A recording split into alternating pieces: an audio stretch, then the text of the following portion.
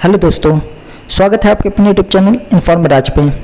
दोस्तों, अगर आपको कंप्यूटर का टीचर बनना है तो उसकी क्या एलिजिबिलिटी क्राइटेरिया होता है, क्या प्रोसेस होता है, ये सारी इस वीडियो में हम जानने की कोशिश करेंगे। देखो दोस्तों, किसी भी स्कूल में टीचर बनने के लिए नॉर्मली क्या होता है, आपको ग्रेजुएशन के बाद बीएड करना होता है या अपनी पोस्ट ग्रेजुएशन के बाद बीएड करना होता है, या अगर आप 12th के बाद प्राइमरी लेवल के टीचर भी बनना चाहते हो तो उसके बाद भी आपको 12th के बाद डीएलएड या कोई टीचिंग का कोर्स करना पड़ता है, डिप्लोमा करना पड़ता है। लेकिन कंप्यूटर टीचर बनने के लिए किसी भी तरह की बीएड की या किसी भी तरह की टीचिंग कोर्स की रिक्वायरमेंट नहीं होती। सिंपल अगर आपने ग्रेजुएशन भी कर रखा है तो भी आप कंप्यूटर के टीचर बन सकते हो। तो आज की इस वीडियो में हम बात करेंगे मेनली कि कंप्यूटर टीचर बनने के लिए एलिजिबिलिटी क्राइटेरिया क्या होता है, ज्वाइनिंग के बाद सैलरी अप्रॉक्स कितनी मिलती है, और टीचर बनने तक का पूरा प्रोसेस क्या होता है, यानी कि क्या क्या एग्जाम देने होते हैं, इंटरव्यू, ये सारी चीज़ें हम इस वीडियो में डिस्कस करेंगे। और साथ ही साथ देखेंगे कि अगर आपने बीसीए या इस टाइप का कोई कंप्यूटर का कोर्स नहीं कर रखा तो भी आप कंप्यूटर के टीचर कैसे बन सकते हो। तो ये सारी चीज़ें हम इस वीडियो में डिस्कस करने वाले हैं। तो प्लीज़ दोस्तों वीडियो को पूरा देखिएगा ताकि आपको कंप्लीट इन्फॉर्मेशन मिल सके। तो चलिए दोस्तों वीडियो को शुरू करते हैं।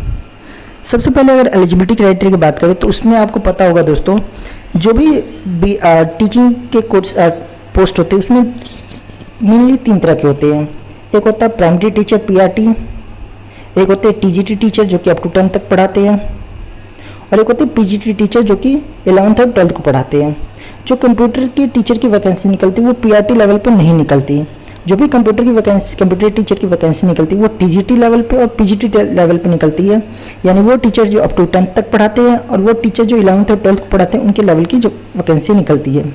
तो सबसे पहले अगर बात करें टीजीटी टीचर की जो कि अप टू 10th तक पढ़ाते हैं, तो उसके लिए जस्ट आपको, अगर आपको कंप्यूटर टीचर बनना है तो जस्ट आपने बीसीए कंप्लीट कर रखी होनी चाहिए किसी भी रिकॉग्नाइज यूनिवर्सिटी से। यहाँ पे एक और क्वेश्चन आता है कि अगर हमने डिस्टेंस से बीसीए कर रखा है, जैसे कि इग्नू से या किसी डिस्टेंस मोड से कर रखा है, तो क्या हम एलिजिबल है? बिल्कुल दोस्तों, एलिजिबल होते हैं, सब एलिजिबल होते हैं। अगर आपने किसी भी रिकॉग्नाइज यूनिवर्सिटी से कर रखा है तो आप 100% एलिजिबल हो।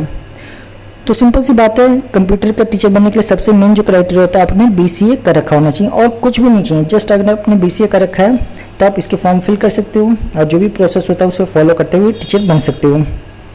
इसके अलावा और भी कुछ क्राइटेरिया, जैसे कि अगर आपने बीसीए नहीं कर रखा तो उस केस में आपने कोई भी कंप्यूटर साइंस में अपनी ग्रेजुएशन कंप्लीट कर रखी है तो भी आप बन सकते हो, या बी यानी बैचलर इंजीनियरिंग या बैचलर इन टेक्नोलॉजी यानी बीटेक कर रखा है कंप्यूटर साइंस में या इंफॉर्मेशन टेक्नोलॉजी में, यानी कि कंप्यूटर साइंस में या आईटी में अगर आपने बीटेक कर रखा है या बीई कर रखा है तो भी आप एलिजिबल हो कंप्यूटर टीचर बनने के लिए प्राइमरी लेवल टीजीटी लेवल पे।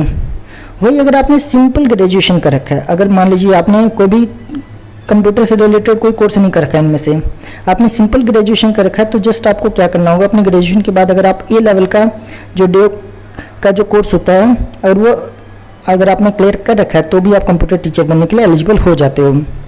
तो दोस्तों आई होप आपको टीजीटी टीचर बनने के लिए समझ आ गया होगा कि क्या एलिजिबिलिटी क्राइटेरिया चाहिए।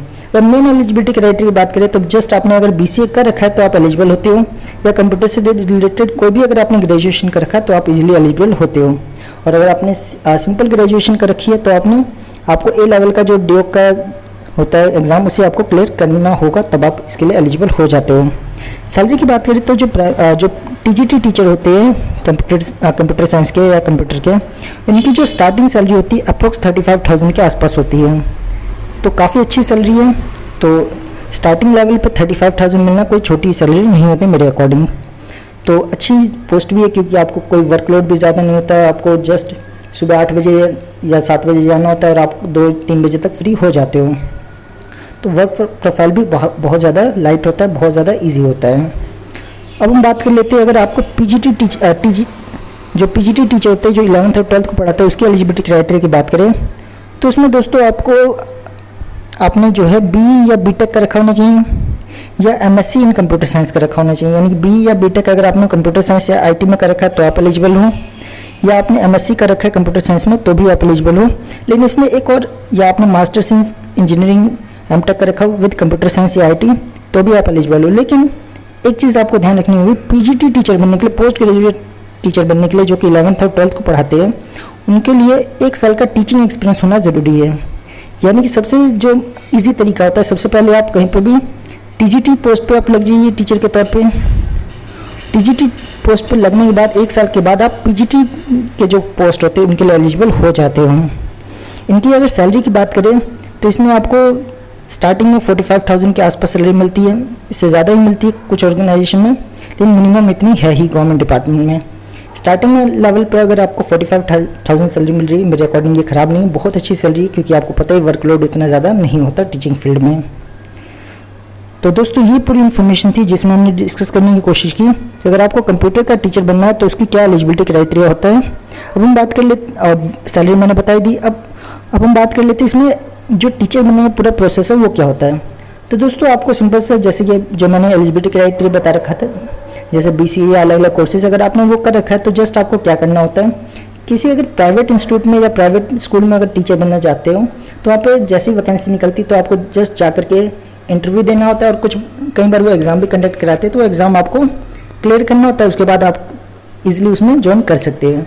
वही अगर गवर्नमेंट डिपार्टमेंट की बात करें तो जैसे दिल्ली के जितने भी स्कूल है उसमें DSSS जो एग्ज़ाम कंडक्ट कराती है, या नवोदय विद्यालय के जो स्कूल्स है उसमें NVS का एग्ज़ाम होता है, KVS के जितने भी स्कूल्स है उसमें KVS अपना एग्ज़ाम कराती है और उसके बेसिस पे टीचर को रिक्रूट करती है। तो टाइम टू टाइम इनमें वैकेंसी निकलती रहती है। जैसे ही वैकेंसी निकले और आपने BCA या कोई भी कंप्यूटर से रिलेटेड कोर्स कर रखा है तो जस्ट आपको इसमें अप्लाई करना होता है। अप्लाई करने के बाद इसमें एक एग्ज़ाम होता है। एग्ज़ाम को क्लियर करने के बाद आप इजीली इसमें टीचर बनने के लिए एलिजिबल हो जाते हो, यानी कि आप टीचर बन जाते हो। इसमें मेन इसमें क्या होता है, आपको एग्ज़ाम क्लियर करना होता है, जो भी ये ऑर्गेनाइजेशन एग्ज़ाम कंडक्ट कराते हैं उसके बाद। बाकी जो KVS और NVS है वो इंटरव्यू भी लेती है और डेमो क्लास भी कई बार लेती है, तो ये सब करने के बाद आप इसमें टीचर बन जाते हो। तो कोई ज़्यादा आपको कुछ नहीं करना, ना तो आपको B.Ed करना, ना C.TET या कुछ भी नहीं करना, जस्ट आपको अपनी BCA या जो भी कंप्यूटर से रिलेटेड जो कोर्स आपने कर रखा है वो जस्ट आपको कंप्लीट करनी है, और आपको जो एग्ज़ाम है वो क्लियर करना है, आप कंप्यूटर के टीचर बन सकते हो। यानी टीचिंग फील्ड में घुसने का सबसे आसान तरीका मेरे ख्याल से कंप्यूटर टीचर ही है, क्योंकि आपको कुछ भी फर्दर नहीं करना। 12th के बाद जस्ट 3 साल का BCA अगर आपने कर रखा है और अच्छी खासी कंप्यूटर की नॉलेज है आपको, तो आप इजीली इसमें टीचर बन सकते हो। तो आई होप दोस्तों आपको सारी बातें समझ आ गई होगी कि कंप्यूटर टीचर बनने का पूरा प्रोसेस क्या है। फिर भी अगर कोई पॉइंट छूट गया हो मेरी तरफ से या आपके माइंड में कोई भी कन्फ्यूजन हो तो आप कमेंट बॉक्स में पूछ सकते हो, मैं 100% रिप्लाई करने की कोशिश करूँगा। तो दोस्तों अगर आपको वीडियो अच्छी लगी हो तो प्लीज़ लाइक कर दीजिए, और ऐसी इन्फॉर्मेटिव वीडियो के लिए आप हमारे चैनल को सब्सक्राइब कर सकते हो। दोस्तों हम टाइम टू टाइम टीचिंग से रिलेटेड बहुत सारे अपडेट लाते रहते हैं, B.Ed से रिलेटेड और बाकी टीचिंग से रिलेटेड, और वेरियस जो पोस्ट है कि ये कैसे बने या वो कैसे बने, तो उसके रिलेटेड भी हम टाइम टू टाइम वीडियो लाते रहते हैं। तो आप इन सभी के लिए आप हमारे चैनल को सब्सक्राइब कर सकते हो। थैंक यू दोस्तों।